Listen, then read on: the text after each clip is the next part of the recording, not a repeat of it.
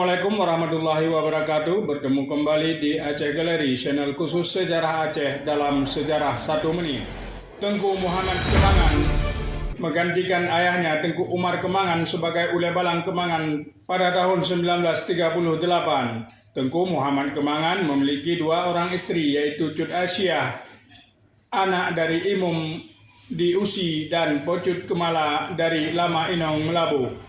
Beliau dikaruniai 3 orang anak laki-laki dari istri pertama Cut Asyah dan 2 orang anak dari Pocut Kemala. Beliau terbunuh pada peristiwa Cumbuk pada bulan Januari 1946 setelah jatuhnya berenun pada tanggal 11 Januari 1946 bersama dengan abangnya yaitu Tunku Raja Abdullah.